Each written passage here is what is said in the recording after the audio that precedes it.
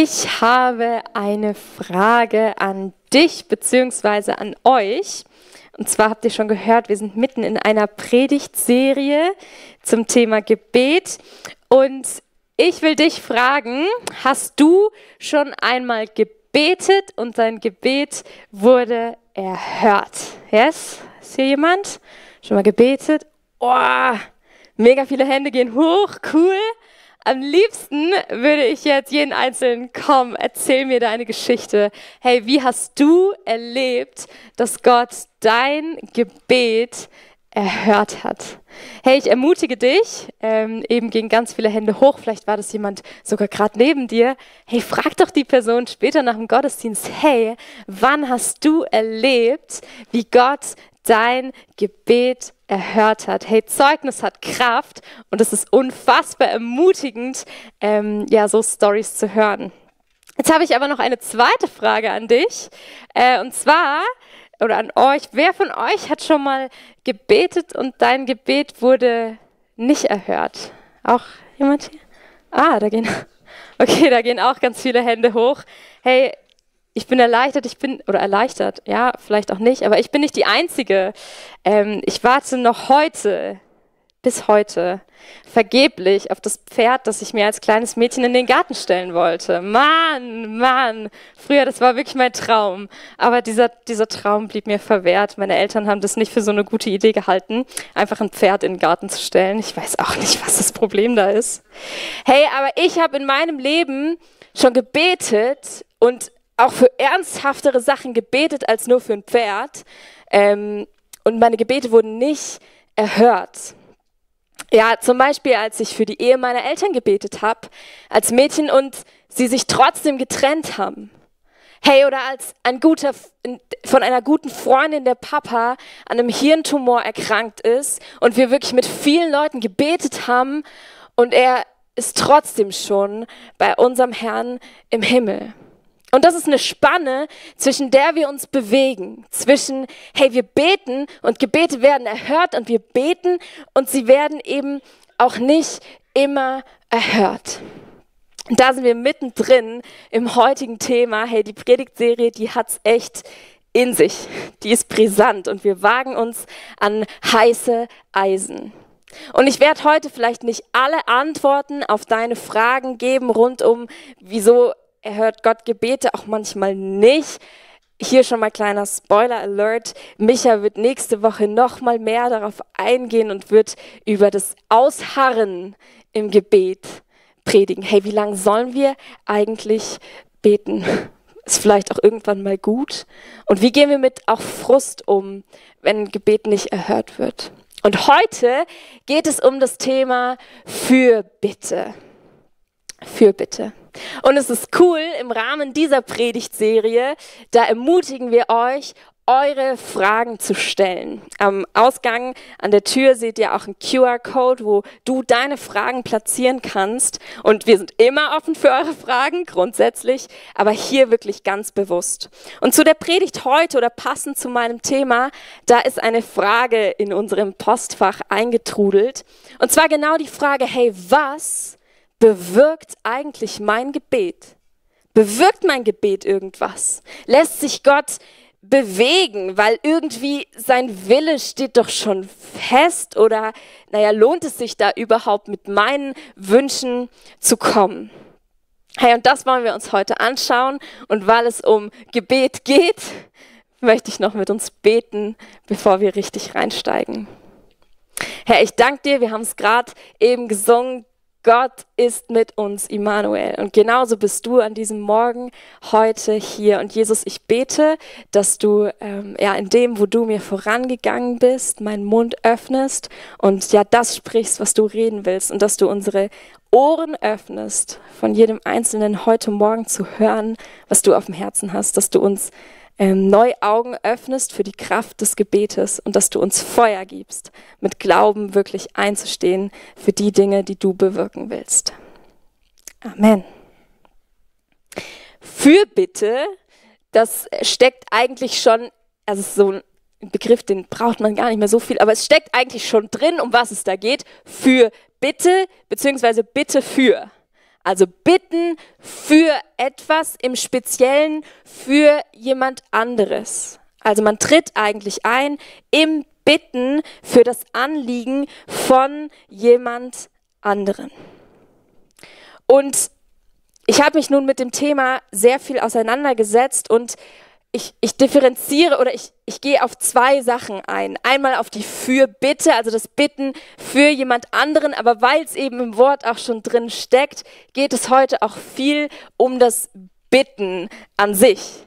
Weil wir müssen erstmal verstehen, ja, was bewirkt denn das Bitten bei Gott überhaupt, damit wir dann auch verstehen können, warum es etwas bringt, dass wir auch für andere bitten. Und ja, da stellt sich eigentlich schon direkt am Anfang die Frage, wieso denn überhaupt? Es gibt nämlich einen Vers, und der steht in Matthäus 6, Vers 8, und da heißt es, euer Vater weiß, was ihr braucht, und zwar schon bevor ihr darum bittet. Ja, genial. Gott weiß doch schon, was ich brauche, also muss ich doch eigentlich gar nicht mehr darum bitten. Warum will denn Gott jetzt, dass wir zu ihm kommen, dass wir beten und ihn um etwas fragen? Und da habe ich 3 gute Gründe für dich, warum wir das tun sollen und warum Gott will, dass wir zu ihm kommen und ihn um etwas bitten. Und das erste, seht ihr schon eingeblendet, das ist Gemeinschaft. Gott ist ein Gott der Gemeinschaft. Und Gott will Gemeinschaft mit dir als Person, ganz persönlich. Und Gebet ist nichts anderes als Reden mit Gott. Und wie das in jeder Freundschaft oder in jeder Beziehung ist, es braucht Austausch. Es braucht Gespräch. Hey, setz dich hin und erzähl mir. Und ja, deswegen wünscht Gott sich, dass wir zu ihm kommen und in Gemeinschaft ihn um etwas bitten. Als zweites ist Bitten ein Ausdruck unserer Abhängigkeit von Gott. Weil, surprise, surprise, wir haben nicht alles unter Kontrolle. Auch wenn wir das gerne hätten und manchmal auch das Gefühl haben, dass wir es tun würden, aber wir haben nicht alles unter Kontrolle. Und vielleicht hast du schon mal ich liebe den Satz, ja, da hilft nur noch Gebet. So, wir haben alles probiert, alles in unserer Macht Stehende gemacht, es hat nicht funktioniert, ja dann können wir ja mal beten. So. Aber das ist nicht der Inbegriff von Gebet. Das Gebet sollte nicht unsere letzte Hoffnung sein, so der Anker, an dem wir uns klammern, wenn halt sonst nichts mehr funktioniert, sondern Gebet sollte das Erste sein, was wir tun, zu unserem souveränen Gott gehen und ihn bitten, dass er doch eingreift. Nicht ein Notnagel. Und Gott wird in der Bibel immer wieder als Vater bezeichnet. Vater. Ein spannendes Bild. Und Dabrina hat vor 2 Wochen über das Unser Vater gepredigt. Und das steckt ja schon drin, in den ersten 2 Worten. Unser Vater im Himmel. Und Kinder, und besonders wir als Kinder Gottes, sind abhängig von ihren Eltern. In der Teenie-Phase kriegt man es dann mit, dass das dann eher auch nicht so ganz besonders berühmt ist, dass man dann doch noch in manchen Sachen abhängig ist von seinen Eltern. Aber Kinder sind abhängig und müssen ihre Eltern um Dinge fragen. Und das ist total süß, wenn die das lernen. Das ist dann am Anfang eher erstmal so ein bisschen unzivilisiert. Der kleine Elia Buri von unserer Kinderpastorin Celine und dem Simi, der kleine Sohn, der fängt jetzt an, so zu reden. Und der hat uns letztens im Büro besucht. Und für mich als Deutsche ist es noch mal süßer, wenn Kinder anfangen Schweizerdeutsch, so Kindersprache Schweizerdeutsch. Ist auch manchmal, also sowieso schon für mich am Anfang war Schweizerdeutsch schwer zu verstehen. Kinder next level. So, und sein Lieblingswort ist Auto. So, das verstehe ich. Auto, Auto, alles Auto, alles ist Auto. Die Flasche Auto, Stuhl Auto, alles Auto. Und dann hat er noch was gelernt und das ist Datto, Datto, Datto, Datto, Datto, das da. Aha, das da. Mama, das da. Mama, das da. Ich will das da haben. Kannst du mir das da geben? Bitte, gib mir das. Ah, bitte. Nicht das erste Wort, was Kinder in der Regel lernen. Dann später, wenn die ein bisschen besser sich artikulieren können, dann kommt das ein bisschen zivilisierter daher. Zum Beispiel, kann ich bitte noch ein Eis essen? 10 Minuten, bevor es ins Bett geht. Oh, I don't know. Hey Mama, spielst du mit mir Fang? Hey Papa, willst du Zeit mit mir verbringen? Hey Kinder, fragen. Hey Mama, Papa, kauft ihr mir ein Pferd, das ich mir in den Garten stellen kann? Also da ist immer wieder eine Bitte, weil als Kind kann man das noch nicht selber, sondern man fragt die Eltern um ihre Hilfe, um ihren Rat, vielleicht um ihr Geld, um sich ein Eis zu kaufen. Hey, und als Eltern, das ist ja auch ein Inbegriff von Beziehung. Wie schlimm ist die Zeit, wo Kinder sich noch nicht artikulieren können, wo man nur erahnen kann, warum es denn jetzt schreit, ja, was brauchst du, sag's mir doch bitte, sag's mir einfach. Hey, und dann können die Kinder reden und können dich bitten, hey, bitte Mama, bitte, mach das für mich. Und dieser Ausdruck von Abhängigkeit, wie schön ist es als Eltern, seinen Kindern Wünsche auch zu erfüllen und darauf einzugehen. Sicher nicht auf alles, weil sonst würden wahrscheinlich unsere Kinder sich einfach nur von Gummibärchen und heißer Schoki ernähren, wenn sie alles bekommen würden, was sie denn jetzt bitte wollen. Weil ja, als Eltern weiß man es ja schon auch ein bisschen besser, oft, als die Kinder. Nicht in allem, wir sind auch nicht perfekt, hoffentlich. Aber ja, also als Eltern will man das Beste für sein Kind. Und Jesus spricht darüber auch in der Bibel und hat einen Vergleich für das Bitten. In Lukas 11, Vers 11 bis 13 steht: Ist unter euch ein Vater, der seinem Kind eine Schlange geben würde, wenn es ihn um einen Fisch bittet? Oder einen Skorpion, wenn es ihn um ein Ei bittet? Wenn also ihr, die ihr doch böse seid, das nötige Verständnis habt, um euren Kindern gute Dinge zu geben, wie viel mehr wird dann der Vater im Himmel denen den Heiligen Geist geben, die ihn darum bitten. Ja, hier ist vor allem vom Heiligen Geist die Rede, aber ich lese da auch raus, hey, Gott ist ein guter Vater, eben er weiß, was wir brauchen, noch bevor wir ihn darum bitten, und er will uns mit dem Guten beschenken, wenn wir ihn darum bitten. Bitten. Und Jakobus schreibt einen sehr spannenden Satz in Jakobus 4, Vers 2. Ihr habt nichts, weil ihr nicht bittet. Ihr habt nichts, weil ihr nicht bittet. Ja, um etwas zu bekommen, muss man vielleicht auch bitten. Und dieser Satz von Jakobus impliziert indirekt, dass unser Nicht-Bitten uns dessen beraubt, was Gott uns sonst vielleicht gegeben hätte, wenn wir ihn denn gefragt hätten.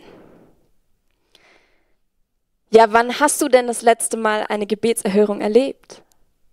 Die Frage habe ich am Anfang nicht gestellt, aber häufig ist es so, ja, irgendwann habe ich das erlebt. So, ja, vor 10 Jahren, da hat Gott ein Gebet von mir gehört. Halleluja. Aber wann hast du das letzte Mal erlebt, dass Gott ein Gebet von dir beantwortet hat und erhört hat? Hey, und bei mir passiert es schnell, dass ich echt erstmal grübeln muss. Wann war das eigentlich das letzte Mal?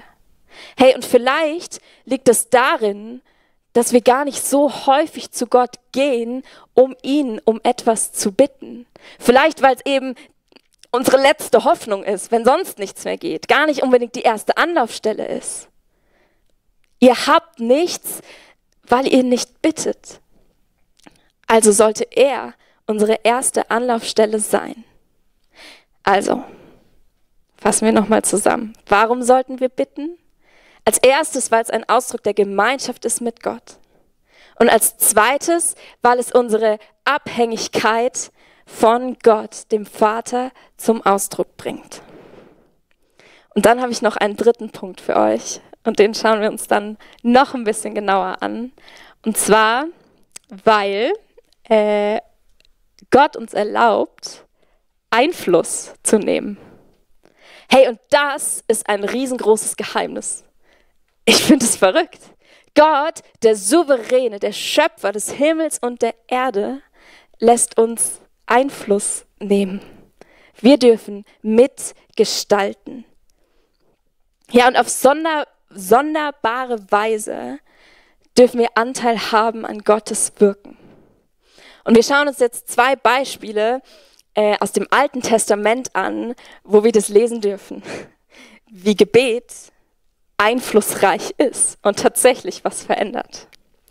Und das eine ist eine etwas längere Stelle, die andere Stelle, da erkläre ich euch einfach kurz, was passiert ist. Ich habe die nicht abgedruckt, aber ihr dürft gerne eure eigene Bibel aufschlagen und mitlesen oder einfach eure Augen schließen und dann zuhören, was da passiert. So lange ist es auch nicht, aber ihr schafft es. Auf jeden Fall ist die Begebenheit, dass das Volk Israel ist am Berg Sinai und Mose ist auf dem Berg und erhält die 10 Gebote von Gott. Und währenddessen baut das Volk Israel sich ein goldenes Kalb, um dieses anzubeten.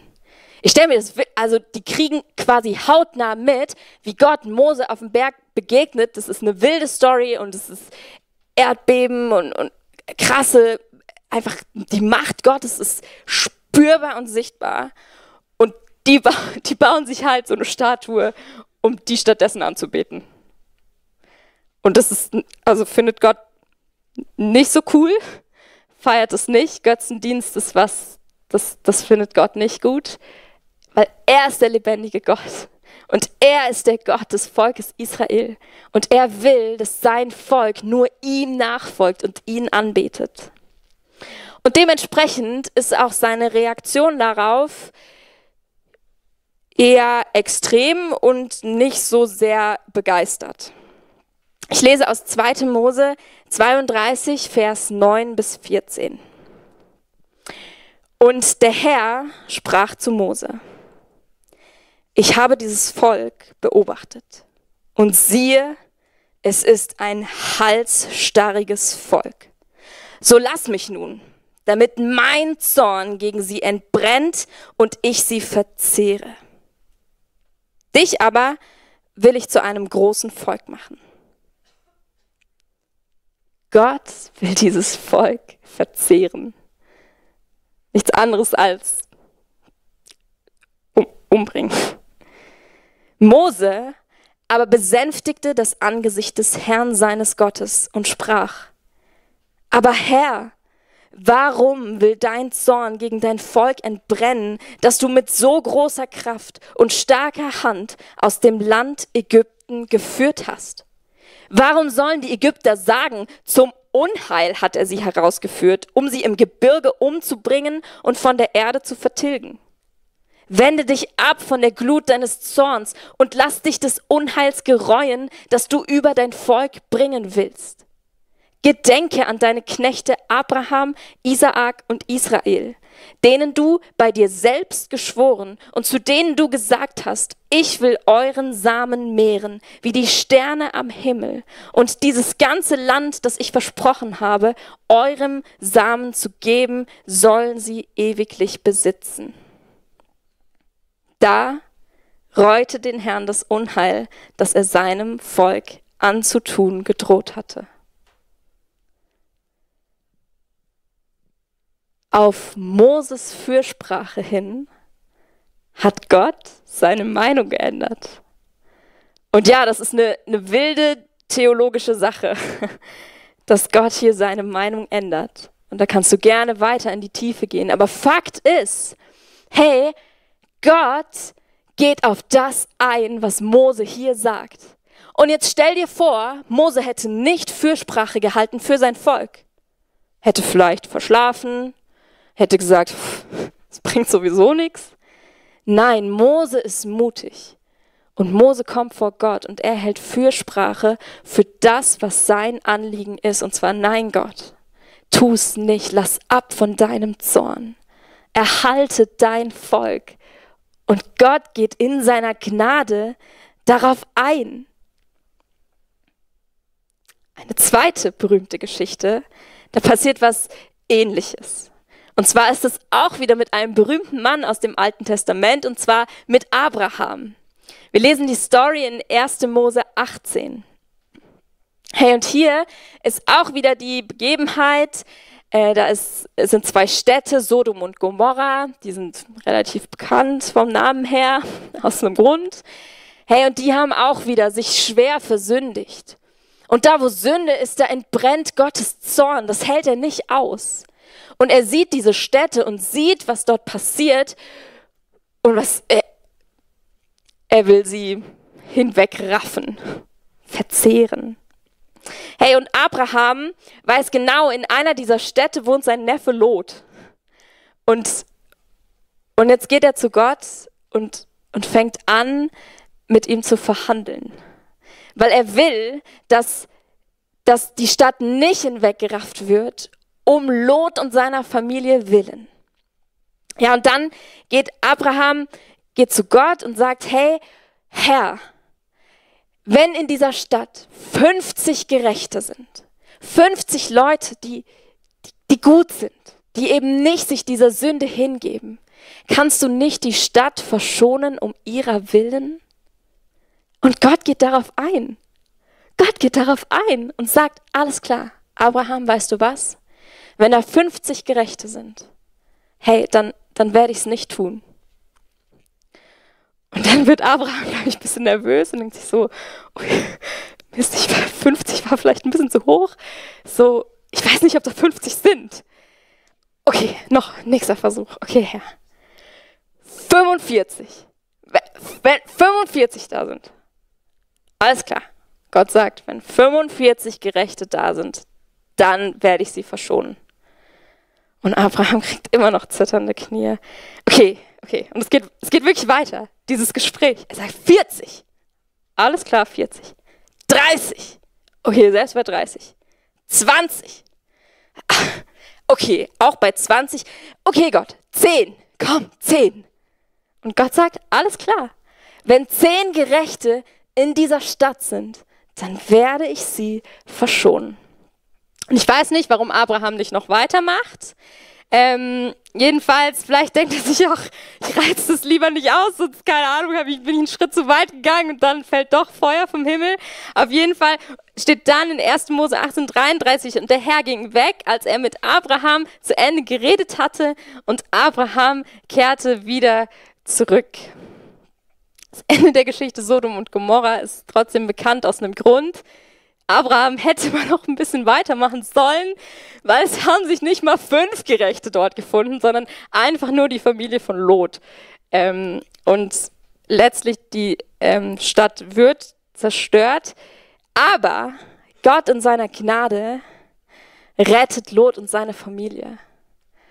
Also jetzt kann man sagen, okay, hat es nichts gebracht? Doch, ich glaube, die Fürsprache von Abraham hat etwas gebracht, weil Gott hat Abrahams Herz gesehen. Und Abrahams Herz hat dafür gebrannt, Lot zu retten aus dieser Stadt. Und letztlich sehen wir auch an dieser Geschichte wieder, hey, Abraham war kühn und wirklich mutig. Und er hat mit Gott gerungen. Und Gott ist darauf eingegangen, auf jeden Schritt wieder, und hat gesagt, alles klar. Ja, auf deine Fürsprache hin. Okay, Abraham. Und auch hier wieder die Frage, was wäre passiert, hätte Abraham das nicht gemacht? Und jetzt, wie ich vorhin schon gesagt habe, da kann man viele theologische Fragen stellen, aber der Alttestamentler Kilchör kommt wirklich zu dem Punkt, wir können uns nicht die Zeugnisse des Alten Testaments anschauen und verleugnen, dass das Gebet eben einen Einfluss hat auf Gott. Gebet hat einen Einfluss. Gott nimmt unsere Gebete ernst. Er nimmt dich ernst, wenn du in Gemeinschaft zu ihm kommst und ihn um etwas bittest. Ich bin Fan von einem Theologen, der heißt Wayne Grudem, und der Herr hat mich in der Predigtvorbereitung wieder einmal zu seiner Dogmatik geführt, und er schreibt geniale Sachen über das Thema Gebet. Und ein Zitat, das hat mich getroffen. Und das will ich euch nicht vorenthalten. Und es hat mich getroffen. Ich hoffe, es trifft dich auch. Wayne Grudem schreibt, wenn wir wirklich davon überzeugt wären, dass Gebet die Handlungsweise Gottes verändert und dass Gott bemerkenswerterweise Veränderungen in der Welt als Antwort auf Gebet bewirkt, so wie die Bibel es wiederholt lehrt, dann würden wir viel mehr beten, als wir es jetzt tun. Wenn wir wenig beten, so liegt dies wahrscheinlich daran, dass wir nicht wirklich glauben, dass das Gebet allzu viel bewirkt. Hey, wenn wir wirklich glauben, dass unser Gebet etwas verändert, einen Einfluss hat, ich glaube, wir würden viel, viel, viel mehr beten. Und Wayne Grudem sagt, dass sich letztlich an unserem Gebetsleben zeigt, was wir über Gott glauben. Hey, was glauben wir denn, wer Gott ist und wie er wirkt? Hey, wie sieht dein Gebetsleben aus? Glaubst du wirklich, dass Gebet einen Einfluss hat? Dass es was verändert, wenn du betest? Hey, in der Bibel lesen wir davon. Was ist, wenn dein Gebet für deine Kinder wirklich einen Einfluss hat? Wenn sie dadurch Jesus kennenlernen und wenn du für deine hoffnungslose Ehe betest in dem Glauben, dass es etwas verändert. Wenn wir wirklich glauben, wenn wir uns für unsere Politiker beten, dass es einen positiven Einfluss auf unser Land hat. Ich glaube, es verändert was, wenn wir wirklich tief davon überzeugt sind, dass Gebet etwas bewegt. Und nicht ohne Grund steht in 1. Timotheus 2, Vers 1, das Erste und Wichtigste, das Erste und das Wichtigste, wozu ich die Gemeinde auffordere, ist das Gebet. Es ist unsere Aufgabe, mit Bitten, Flehen und Danken für alle Menschen einzustehen. Hey, Paulus sagt es aus einem Grund. Das ist das Wichtigste, wozu er die Gemeinde nicht, ach, wenn du noch ein bisschen Zeit hast und sonst nicht weißt, was du noch tun könntest. Hey, wenn alle Hoffnung verloren ist, zum Schluss kannst du auch noch beten. Nein, er fordert uns auf. Er fordert uns auf zu beten, weil er weiß, was es für eine verändernde Kraft hat. Und ich will dich mitnehmen in eine persönliche Geschichte, woran der Herr mich heute Morgen erinnert hat, wo Gebet was verändert hat. Weil Gebet ist ein geistlicher Kampf. Ein geistlicher Kampf. Wir gehen an eine Front und wir kämpfen. Aber nicht gegen Fleisch und Blut. Das schreibt auch Paulus in Galater 6, Vers 12. Denn unser Kampf richtet sich nicht gegen Wesen von Fleisch und Blut, sondern gegen die Mächte und Gewalten der Finsternis, die über die Erde herrschen, gegen das Heer der Geister, die in der unsichtbaren Welt, die hinter allem Bösen stehen. Hey, wir steigen ein in einen Kampf, wenn wir beten. Und zwar einen unsichtbaren Kampf. Und wie können wir da besser kämpfen als mit Gebet? Hey, und wenn wir für andere beten, dann stellen wir uns im Geist mit an die Front. Dann sagen wir, hey, du kämpfst mit was und du brauchst Durchbruch. Du brauchst Heilung. Du brauchst etwas und ich stelle mich dazu. Weil vielleicht hast du das schon mal erlebt, dass du nicht mehr beten konntest. Hey, und dann sagt jemand anderes, ich stelle mich dazu, weißt du was? Ich kämpfe mit dir oder vielleicht sogar an deiner Stadt, mit in diesem Kampf. Und ich glaube, dieses Bild uns vor Augen zu halten, dass wir uns mit in einen Kampf stellen, mit anderen, wenn wir um etwas ringen und für etwas bitten, das verändert unsere Haltung in dem. Und der Kampf ist vielleicht nicht mit einem Mal getan, sondern es ist wirklich ein stetiges und immer wieder. Und ich durfte das in meinem Leben erleben, wie Leute für mich und mit mir gekämpft haben. Ich habe vorhin schon gesagt, ich bin Scheidungskind. Meine Eltern haben sich getrennt, als ich so 17, 18 war. Und ich darf im Nachhinein sagen, und auch währenddessen schon, ich war unfassbar getragen. Unfassbar getragen. Das ist wirklich ein Zeugnis des Segens, wie Gott mich durch diese Zeit getragen hat und wie er mir Kraft gegeben hat, zu vergeben, wo es keinen Sinn gemacht hat. Wirklich nicht. Es hat keinen Sinn gemacht.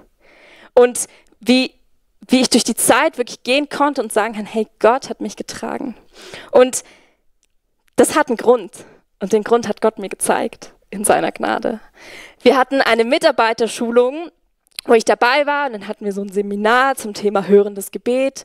Und da war ich dann dabei und dann durfte ich in die Mitte sitzen und Leute haben für mich gebetet. Und damals hatten wir eine Nachbarsfamilie aus Rumänien, mit denen waren wir sehr gut befreundet. Die Frau hat immer den leckersten Kuchen zu meinem Geburtstag gemacht.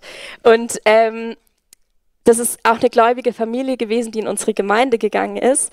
Und ich saß in der Mitte auf diesem Stuhl und der rumänische Nachbar war auch dort und hat für mich gebetet. Und in dem Moment, ich war wie weg, ich habe nicht mehr gehört, was er gesagt hat. Und ich habe vor meinem inneren Auge ein Bild gesehen. Und zwar habe ich gesehen, wie in ihrem Wohnzimmer dieser Mann mit seiner Frau gemeinsam saß und sie haben gebetet für mich.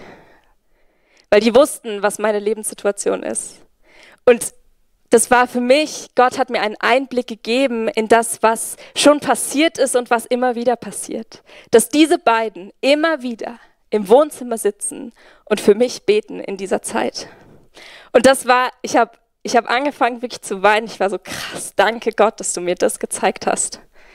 Das ist so gut zu wissen, dass Menschen mit mir in dem Kampf stehen und für mich beten.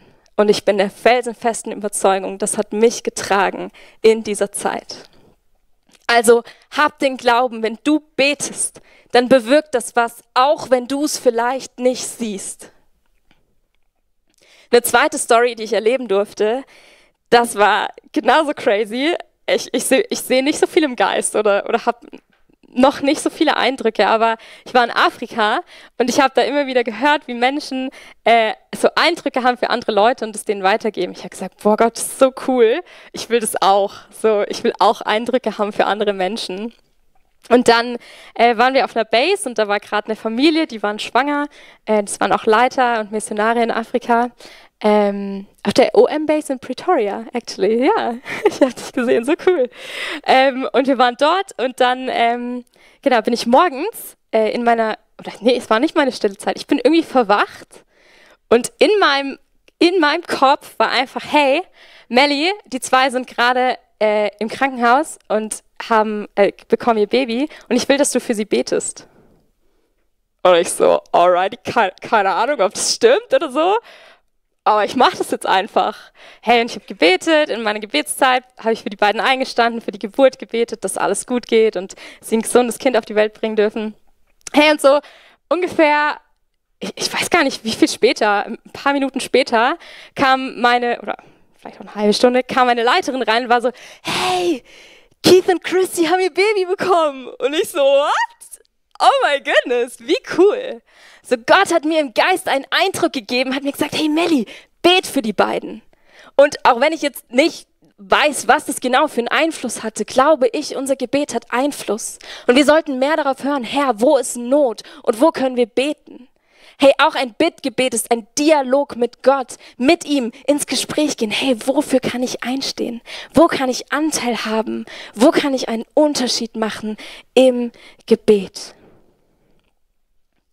Okay, drei letzte Sachen. Ich merke, es ist so ein Herzensthema, ihr Lieben, und es ist so wichtig, weil es verändert einfach was. Wie können wir denn jetzt beten? Wie sieht es praktisch aus? Wie kann unser Gebet wirksam sein? Das habe ich nicht auf der Folie, den nächsten Vers. Wie Jakobus schreibt in Jakobus 5, Vers 16, das Gebet eines Menschen, der sich nach Gottes Willen richtet, ist wirkungsvoll und bringt viel zustande. Wie können wir jetzt wirkungsvoll beten? Und dazu habe ich 3 Punkte für euch. Ja, 3 Punkte. Der erste ist im Namen von Jesus beten. In Johannes 14, Vers 13 bis 14 steht, und was ihr bitten werdet in meinem Namen, das werde ich tun, damit der Vater verherrlicht wird im Sohn. Wenn ihr mich etwas bitten werdet in meinem Namen, so werde ich es tun. In Jesu Namen bitten bedeutet nicht, einfach nach jedem Satz zu sagen, in Jesu Namen. Ich bitte dich, dass du mir ein Pferd schenkst in Jesu Namen. Und dann passiert das. In Jesu Namen zu beten ist nicht einfach eine Floskel oder ein Zauberspruch, den wir in unsere Gebete anfügen. In jemandes Namen zu beten oder in jemandes Namen zu kommen, hat in der Antike bedeutet, anstelle von jemandem zu kommen. Und der Name ist vielmehr der Inbegriff der Persönlichkeit und des gesamten Charakters. Wenn wir also im Namen von Jesus beten, dann beten wir im Übereinstimmen mit seinem Willen. Ja, und die Person, die uns die Frage gestellt hat, hat auch die Frage gestellt, ja, wie weiß ich denn, was Gottes Wille ist? Ist ja schon noch schwierig, manchmal. Manchmal ja, aber manchmal auch nein. Ihr Lieben, hier in diesem Buch, da lesen wir sehr, sehr viel über Gottes Willen und was er tun will. Und wenn wir in Übereinstimmung mit seinem Willen sind, dann dürfen wir das auch im Glauben beten. Ein Beispiel ist in Jakobus 1, Verse 5 bis 8. Da steht, wenn es aber einem von euch an Weisheit fehlt, so bitte er Gott darum und sie wird ihm gegeben werden. Denn Gott gibt allen gern und macht dem, der ihn bittet, keine Vorenthaltungen. Doch soll der Bittende in einer Haltung des Glaubens und nicht des Zweiflers bitten. Denn wer zweifelt, gleicht einer Meereswoge, die vom Wind aufgepeitscht einmal hierhin und dann wieder dorthin getrieben wird. Ein solcher Mensch soll nicht meinen, dass er vom Herrn etwas erhalte. Wenn es einem von euch an Weisheit fehlt, so bitte er Gott darum und sie wird ihm gegeben werden. Wenn wir jetzt also zu Gott kommen und sagen, bitte Gott, gib mir Weisheit. Hey, dann ist es in Übereinstimmung mit Gottes Willen und Gott will uns gerne Weisheit geben. Oder wenn wir bitten, hey, Herr, da ist eine Situation und ich merke da, die Person, die in meinen Augen trifft, die echt dumme Entscheidungen. Und ich bitte dich, dass du ihr Weisheit gibst. Hey, dann ist es in Übereinstimmung mit Gottes Willen. Und dafür müssen wir das Wort kennen. Beten mit der Bibel. Ihr habt gerade gemerkt, ich habe das Wort diese Bibelverse auswendig, inwendig gelernt. Ich liebe den englischen Begriff to learn something by heart. Das Wort im Herzen tragen und kennen. Hey, und wenn wir wieder anfangen, das Wort Gottes wirklich zu kennen, auch auswendig, ich glaube, es revolutioniert unser Gebetsleben, da wo wir die Worte Gottes proklamieren und aussprechen im Gebet. Und ja, das Zweite ist, das stand auch im Text, wir sollen nicht zweifeln. Wir sollen glauben im Gebet. Und ich weiß, das ist ein heißes Eisen. Und das wird auch überbetont. Ja gut, wenn du betest und es passiert nichts, im Zweifel hast du halt zu wenig geglaubt. Schon mal gehört? Das kann sehr missbraucht werden. Und damit kann wirklich sehr geistlicher Druck ausgelöst werden. Und ich glaube auch nicht, dass das stimmt. Ich glaube nicht, dass jedes unerhörte Gebet einfach daran liegt, dass wir zu wenig geglaubt haben. Und trotzdem sollten wir im Glauben beten an einen souveränen Gott und dass er tatsächlich etwas verändern kann und auch will. Wenn wir in Übereinstimmung mit seinem Willen sind, dürfen wir mutig vor Gott kommen. Und ja, im dritten Schritt übergeben wir es wieder Gott. Weil es sind nicht unsere Worte, es ist nicht unser Wille.